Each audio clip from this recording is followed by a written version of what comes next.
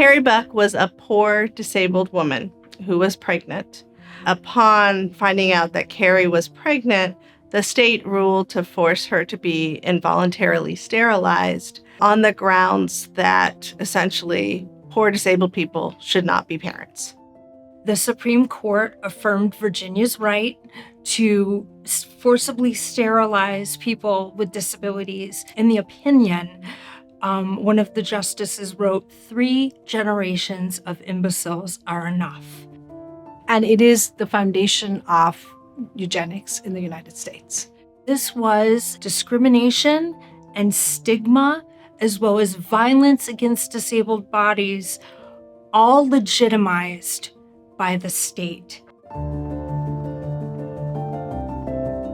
The mindset of eugenics, the mindset of what Buck v. Bell created, still exists.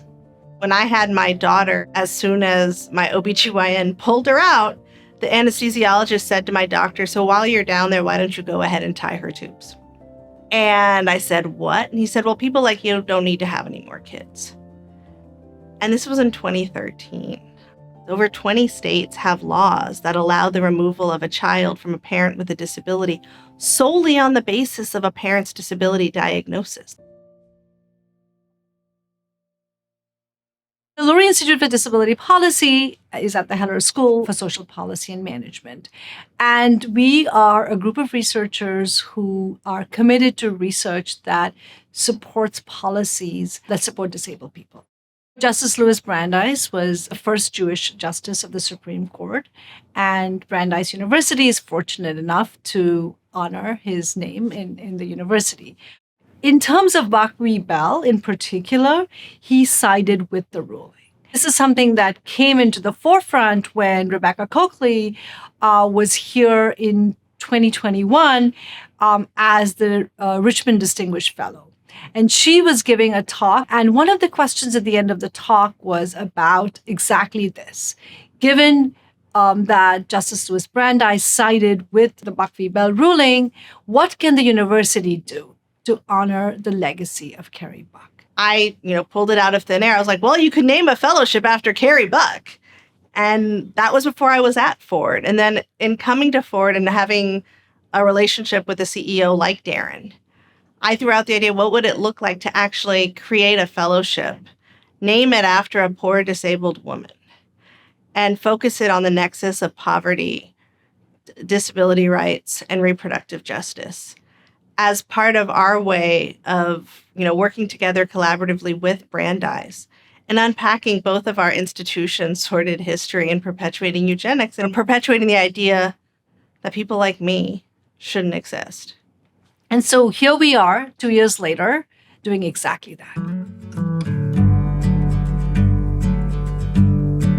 With the support of the Ford Foundation, we have established the Carrie Buck Distinguished Fellowship. So we're honoring Laurie Bertram Roberts, and she is a disability activist, a reproductive justice activist. She is queer, she's low income, she's a doula, and she has been doing foundational work on advancing the rights of people with disabilities. It means I work around the right to parent, the right not to parent, the right to parent in safe and secure communities, all of your basic needs met, because that's a human right. The Mississippi Reproductive Freedom Fund kind of sits at the nexus of all of that work because we fund abortion, we give away diapers, we give away period supplies, we give away food, we help people when they're in crisis and they need parenting support.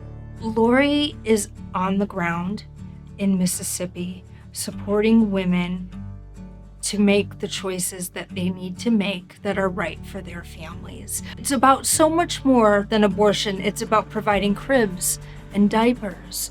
It's about educating parents about their rights and interfacing with the child welfare system, because we know parents with disabilities and parents of color interface disproportionately with the child welfare system. And when they do, they are much more likely to have their parental rights terminated. With inflation, our need for food baskets and just the amount of need at our free pantry, because our free pantry is open 24/7, 7 days a week. We can't even keep it stocked. Our average budget used to be about $1,500 to $2,000 a month for that, and now we're We can't even, I mean, it's 3,000, 4,000, and we can't keep up with that. I'm looking at what does the community need? And if that means we serve less people, but we serve people's full needs, then that's what we want to do.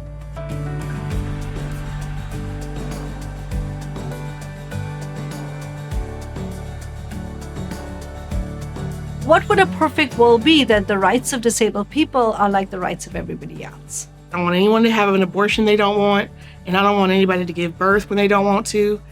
I don't want anyone to go through a pregnancy loss unsupported, and I don't want anyone to have to parent unsupported. We need to be recognizing the people on the ground that are literally saving lives and saving the health of people in their community.